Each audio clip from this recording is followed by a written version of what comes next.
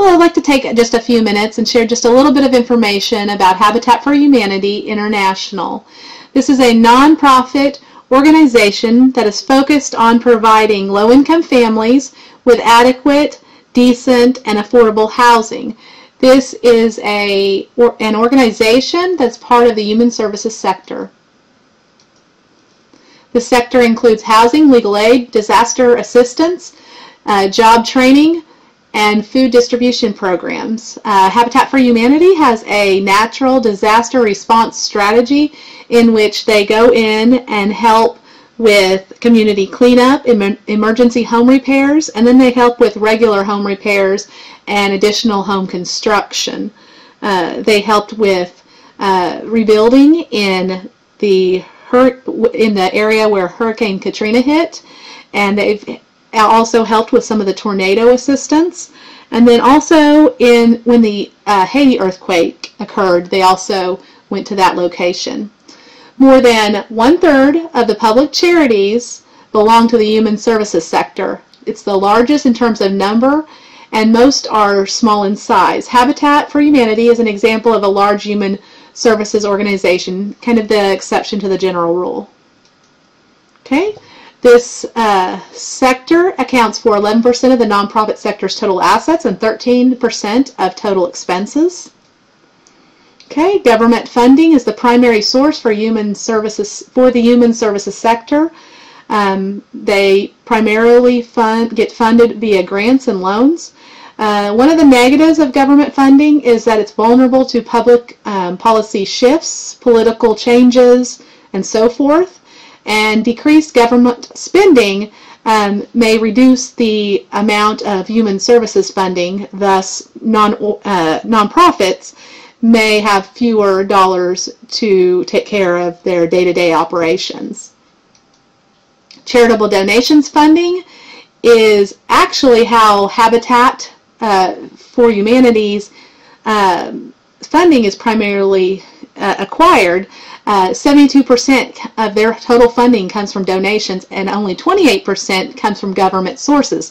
So this is another example of how Habitat is the exception to the general rule as far as things go. The larger scope and size and the ability to acquire donations is definitely one of the positives of this particular nonprofit. Okay. Habitat for Humanity International seeks to eliminate homelessness and poverty worldwide. The concept originated on a farm in 1942 by Clarence Jordan, who was a farmer and a biblical, scholar. The farm was located in a small interracial Christian community outside of Americus, Georgia, and that is currently still the headquarters for Habitat. Okay, and it was later found, the actual name Habitat for Humanity was founded in 1976 by Millard and Linda Fuller.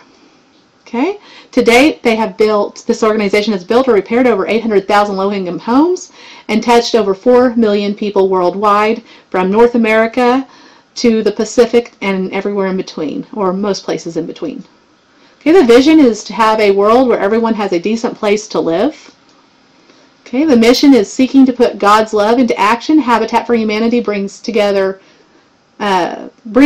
together to build homes, communities, and hope. Christianity has a strong influence in this particular organization. Given the first person to have came up with this concept was actually, as mentioned, a biblical scholar. Okay, the principles, to demonstrate, Christianity. Focus on shelter, affordable housing, promote dignity, and then to support sustainable transformational development. Okay, as mentioned before, to build simple, decent homes, acquire volunteer labor, donations, federal funding, and then the sweat equity, in which partner families will give hundreds of their labor hours, and they'll put that into building their own homes, and then they'll build, community homes in their local area. Okay, there's a screening process Once they get a family gets approved, they put in their sweat equity, then they will receive interest-free mortgage, and then those monthly payments go into a fund to help build more Habitat homes. Okay, the Habitat structure is a local grassroots structure in that this construction is done at the community level. At the higher level, the CEO level or the board of director level and the administrative level, there's more hierarchy and there is more of a strict structure, or more of a structure that a lot of the people who are out helping with the construction may not actually see. So it's a large organization, therefore it has to have a lot of structure. So basically there's two types of structure, one that the public sees and then one that's more strategy related.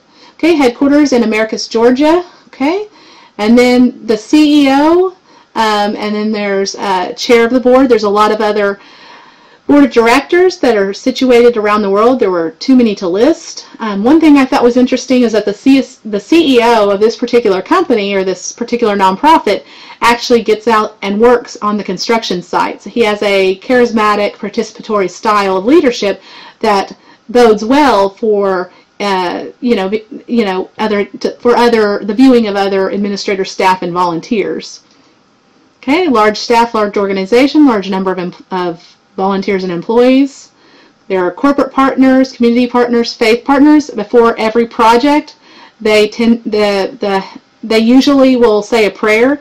Churches also are a great support for Habitat in that they help many volunteers go out to the sites. Okay, then we have private philanthropy, cause marketing, media, and entertainment. Okay, of the total contributions, about 72% of the money comes from donations, about $192 million, and 28% comes from the government grants. Okay, the expenses, about 85% goes to the actual program. So about $276.5 million per year is what this program costs to run. About 11% in fundraising and 4% in administrative costs. Okay, the income statement for 2013, they actually had a net income loss of almost $30 million. Luckily, their total assets total more than that at $104 million. And with any nonprofit or profit organization, there are going to be some years where you have income loss or an income gain. And anytime you have capital expenditures, sometimes that will cause an income loss. I'm not really sure what caused this exactly. Okay, as for something unique and why I chose this particular nonprofit for my project, I like the idea of sweat equity in which the person or the family that benefits from the project also is helping themselves and helping the community, and all the while the community helps that particular low-income family that needs the help from the community. I think the organization makes a difference, and it just seems like an interesting organization.